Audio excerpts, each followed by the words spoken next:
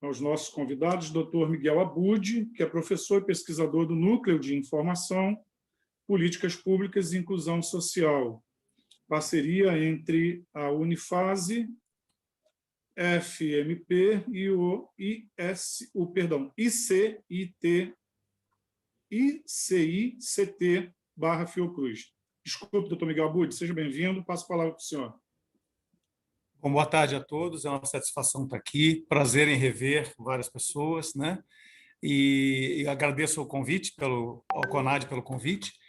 E, assim, a minha inserção hoje dentro dessa discussão é não só em função do trabalho que hoje eu realizo, eu sou perito médico federal aposentado, e hoje eu trabalho nesse núcleo de formação políticas públicas e inclusão social, que é uma parceria entre a Unifase, né, lá de Petrópolis, a Unifase FMP, da Faculdade de Medicina, onde eu leciono há 37 anos, e o ICICT/Fiocruz, que é um Instituto de Comunicação, de Informação Científica e Tecnológica em Saúde, né? Então, essa parceria que a gente vem desenvolvendo uma série de trabalhos.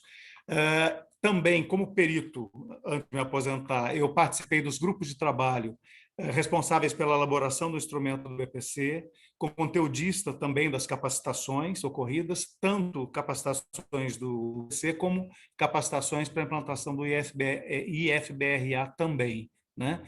E também, a partir de um TED, que em 2015 e 2016 eu participei também de um TED entre o próprio ICICT e o DBA, do MDS, então, e que trabalhou a base de dados do BPC até 2014 e elaborou e organizou as variáveis todas das diferentes versões dos instrumentos de avaliação, né? Então, foi extremamente importante a gente perceber assim, um benefício que já está implantado desde 2009, quer dizer, isso dentro do modelo biopsicossocial, mas bem antes no modelo biomédico. Então, no modelo biopsicossocial, desde 2009, a gente conseguiu organizar e trabalhar a partir dos dados dos sistemas e organizar, pelo menos, essas variáveis, e aí eu faço alguns comentários mais à frente. Então, a fala vai ser voltada para o BPC, porque é uma experiência. Aliás, deixa eu só clicar aqui, gente, para eu controlar o meu tempo também, porque senão...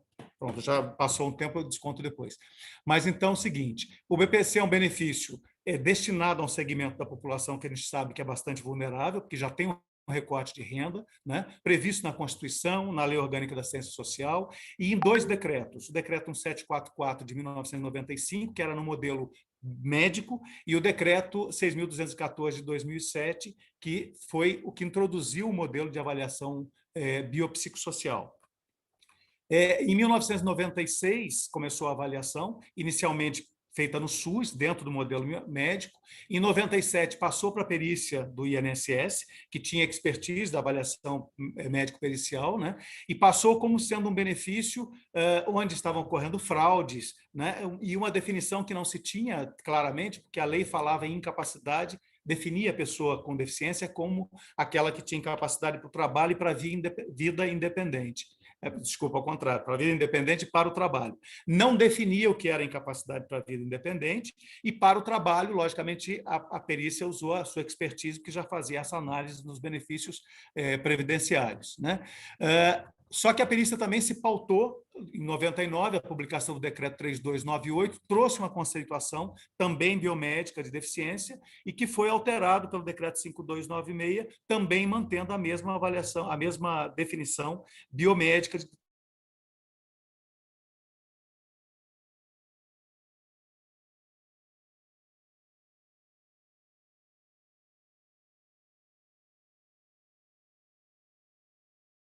e o decreto falava, e a perícia se pautou nisso, e durante 11 anos a avaliação foi feita nesse formato. Em 2005 foi convocado, então, um grupo de trabalho, foi formado um grupo de trabalho para propor um modelo de avaliação, outro, né, que modificasse, que propusesse um outro modelo.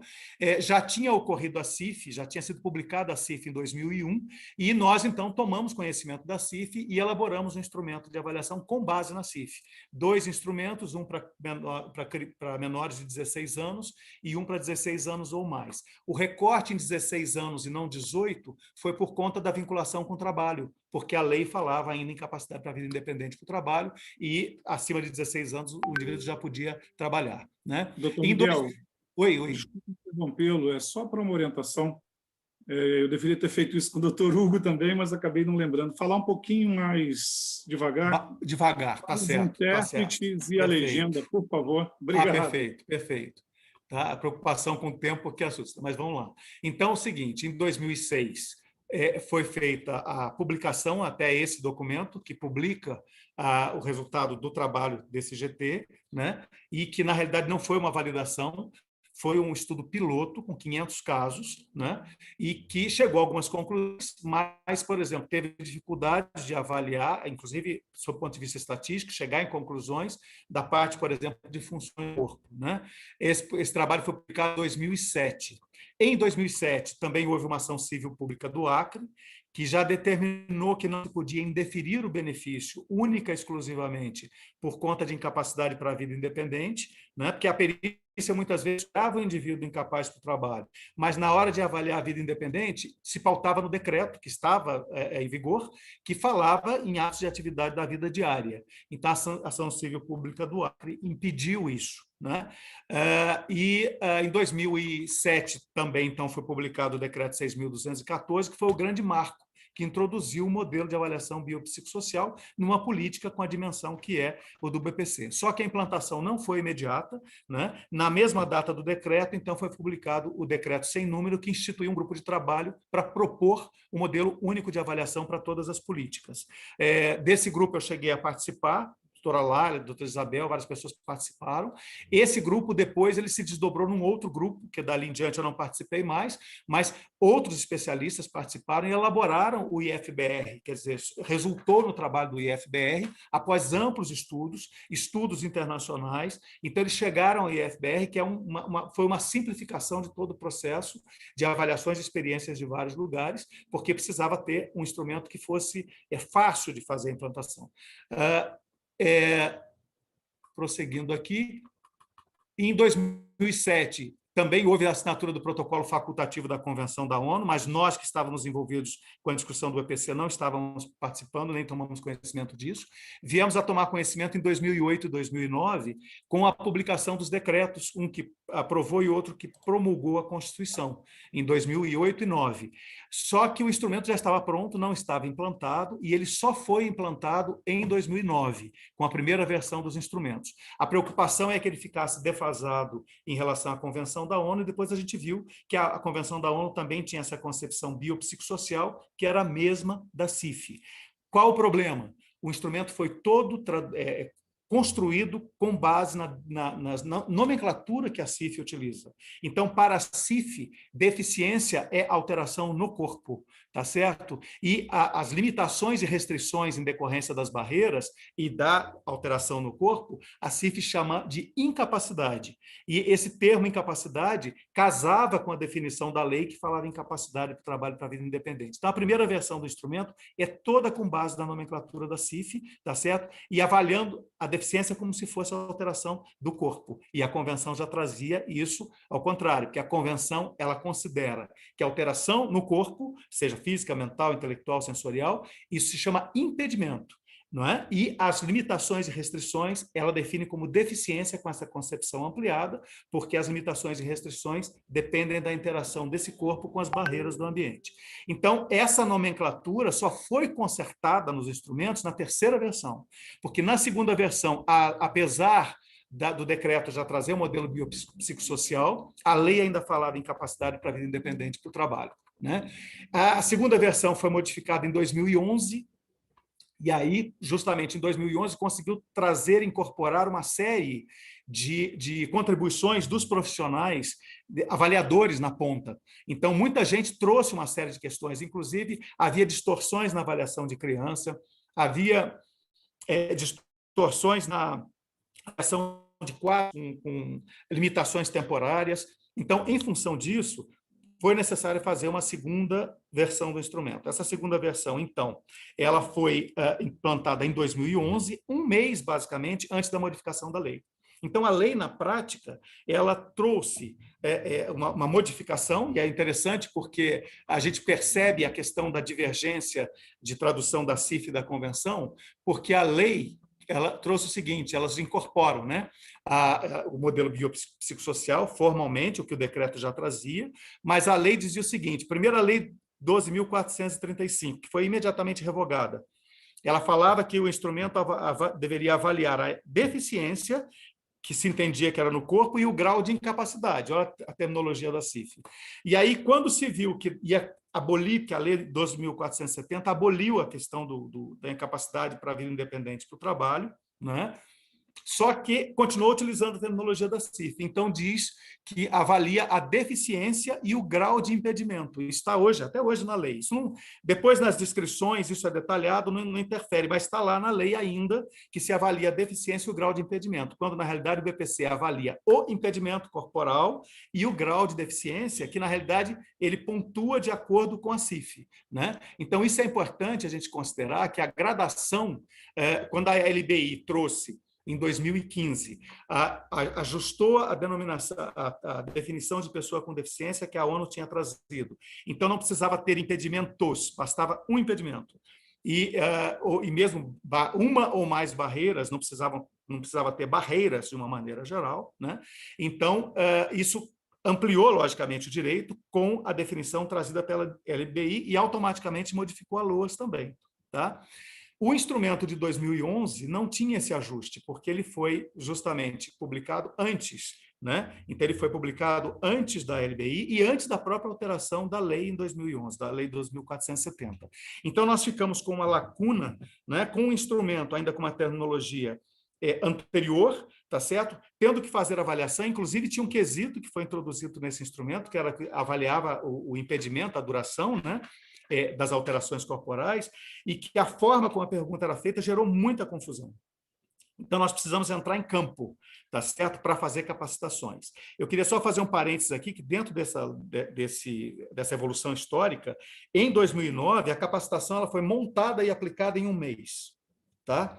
Então, foi a toque de caixa, formaram-se multiplicadores que foram com o material que foi material que eles receberam na hora, cada convidado trouxe o seu, eles receberam aquele conjunto, na semana seguinte, muitos já estavam replicando um curso de 40 horas em 20, transformando em 20 e replicando para os seus pares, que seriam, então, avaliados, tá? Tanto peritos como assistentes sociais. Então, isso funcionou como um verdadeiro telefone sem fio. Cada um recebeu aquele instrumento, que interpretavam como se fosse um grande questionário, de uma forma como aquilo foi recebido e entendido por cada um. Em alguns lugares foi muito bem, em outros lugares foi muito mal, né? E isso gerou toda a necessidade não só de aprimoramento do instrumento, com a segunda versão, portanto, mas na segunda versão, com a mudança da lei e a percepção de que havia uma diferença de tradução da CIF e da Convenção e que prevalece a definição da Convenção, isso precisou ser ajustado e só foi ajustado na terceira versão. Nessa lacuna entre 2011 e 2015, nós tivemos que sair em campo. E essa saída em campo foi muito importante, porque assim, nós, ao sairmos, isso foi um grupo que se chamava GEMAD, que era um grupo que foi constituído justamente para monitorar e acompanhar o instrumento e a aplicação do instrumento, e foi quem propôs também uma série de modificações, a partir da captação das contribuições dos profissionais avaliadores. Então, essa contribuição é fundamental, porque é quem está na ponta avaliando, que diz assim, olha, isto aqui deixou de entrar, aquilo lá entrou e não devia. Então, isso tudo foi incorporado dentro da terceira versão, que é a versão mais rica, né? Que é dentre as três e mais adequada à legislação. Agora, uma coisa importantíssima na questão da capacitação é que foi uma capacitação presencial em que não se valorizou só chegar e apresentar o instrumento. A gente procurava saber dos avaliadores qual era a percepção que cada um tinha do benefício que eles já avaliavam há tempos, tá certo? E a gente ficou assustado com a percepção que cada um tinha. Quer dizer, o avaliador já entrava, muitas vezes, com avaliação que não era uma concepção de direito. Não tanto os assistentes sociais, porque faz parte do próprio processo de formação do assistente social ter esta visão, mas a perícia médica que entrou no processo lá em 1997, num benefício no qual estavam acontecendo potenciais fraudes, com a concepção de uma visão biomédica, respaldada por um decreto, por um acróstico, avaliemos que assim colocava, mudar o paradigma foi uma coisa difícil. Mas foi muito enriquecedor quando você juntava os conhecimentos e a expertise desses dois profissionais numa capacitação de 40 horas, em que as pessoas podiam discutir, se conhecer, trocar ideia, conhecer o que era importante na avaliação que cada um trazia, né? Então, isso foi extremamente importante. Nós começávamos apresentando a Declaração Universal dos Direitos Humanos, lá na década de 40, e as pessoas, então, percebiam que muitos benefícios da área previdenciária trabalhista estavam previstos desde lá e que hoje existem na nossa legislação e a gente já avalia. Tá? E, a partir disso, a gente passa a compreender o benefício enquanto direito, reforçado por uma coisa que foi extremamente importante. Em todas as capacitações, nós passávamos o filme inteiro da história do movimento político das pessoas com deficiência no Brasil, para as pessoas compreenderem que nós, que somos estudiosos ou avaliadores, profissionais das várias áreas, e que não necessariamente somos pessoas com deficiência, ao entrarmos nesse processo, gestores também, ao entrarmos nesse processo, a gente não pode perder de vista que esse processo, ou seja, todos nós que estamos aqui, nós somos partícipes, colaboradores e tudo mais, mas é um movimento pelo direito das pessoas com deficiência, cujo objetivo é ser o mais próximo possível da legalidade, sim, ou seja, você conceder o que é devido a quem tem direito e não conceder a quem não tem direito. A gente sabe que todo e qualquer instrumento, para toda e qualquer situação, você não vai ter um instrumento que atenda a todas as condições, ainda mais essas, né? E aí uma coisa que é importante no BPC, só para vocês terem uma ideia, é que são dois instrumentos, estou quase acabando o tempo aqui, dois instrumentos, 16 igual a 16, aqui, olha, são extensos, cada um 17 páginas, 16 páginas, eles avaliam, não é? A lógica da qualificação é com base na CIF, ou seja, nenhum comprometimento, que vai de 0 a 4%, de 5% a 24% é leve, de 25% a 49% é moderado, 49%, de 50% a 95% é grave, e de 96% a 100% é considerado completo.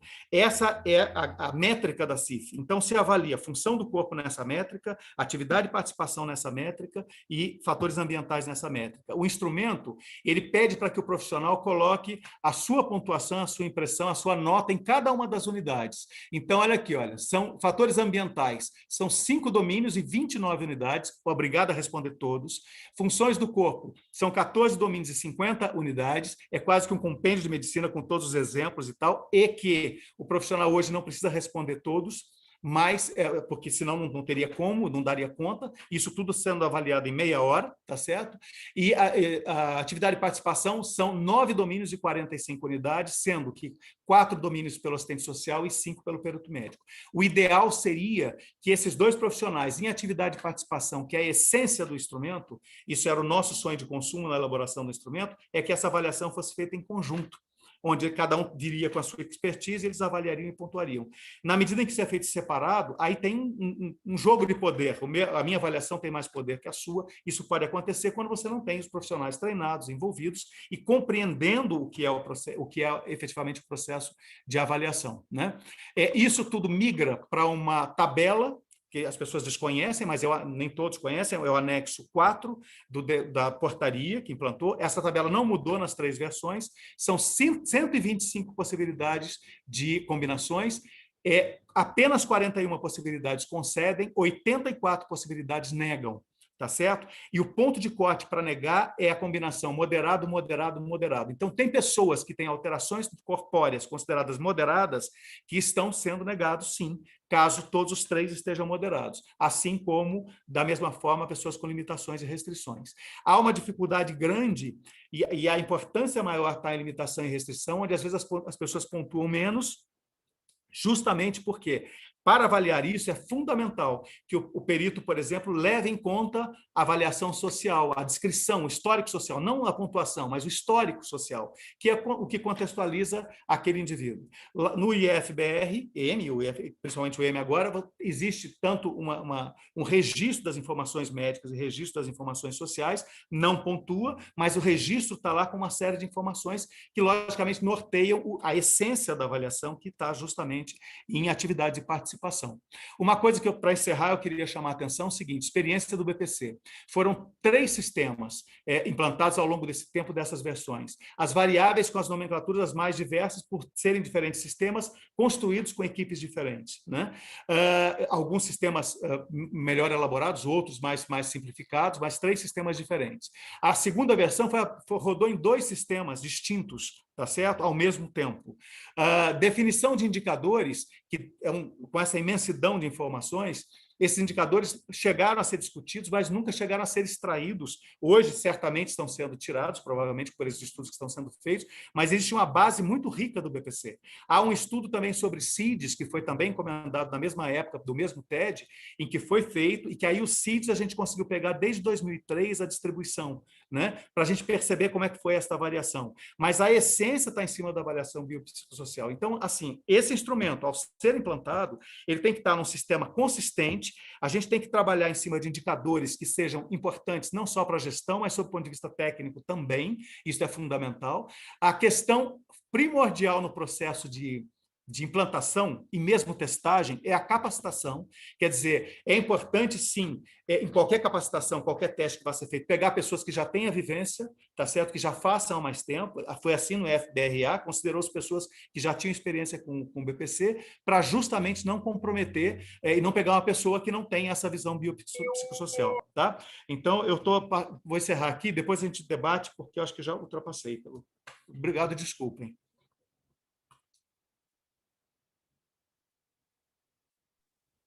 Doutor Miguel.